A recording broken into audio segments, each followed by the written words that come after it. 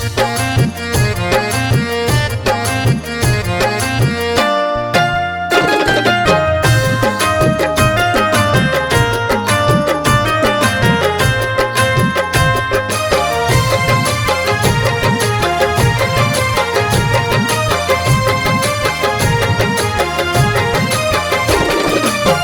त्रिपुरारी हे महाकाल, तुझे हम पुकारे सुन लो पुकार, विनती करो स्वीकार। ओ बाबा ना करो ना इनकार, ना करो ना इनकार। ओ बाबा ना करो ना इनकार। ओ शंभो बाबा सुन डमरू वाले, ओ शंभो बाबा सुन डमरू वाले, ना करो ना इनकार। ओ बाबा ना करो ना इनकार।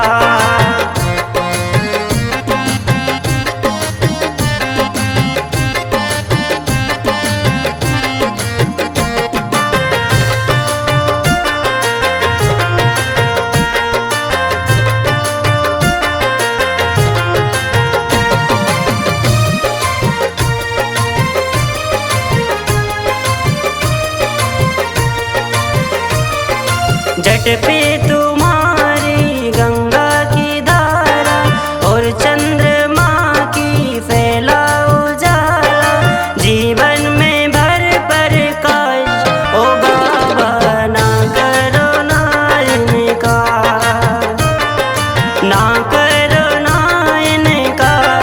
ओ बाबा ना करो ना इनकार।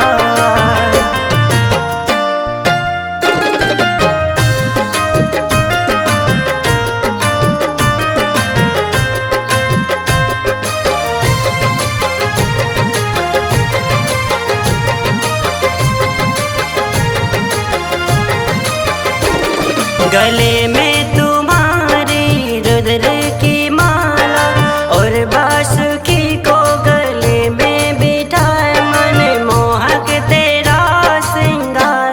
ओ बाबा ना करो ना इनकार, ना करो ना इनकार।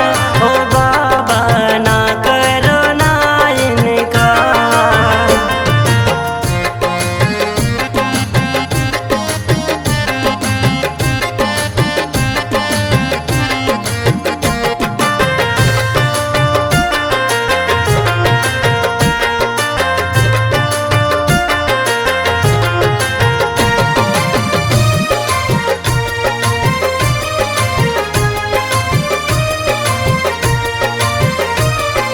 फूल चढ़ाया और दीप जलाया, और पंच अमृत का भोग लगाया, भोग करो स्वीकार। ओ बाबा ना करो ना इनकार, ना करो ना इनकार। ओ बाबा ना करो ना इनकार। ओ शंभो बाबा सुन डमरू वाले, ओ शंभो बाबा सुन डमरू वाले, ना करो ना इनकार। ओ बाबा ना करो ना इनकार, ना करो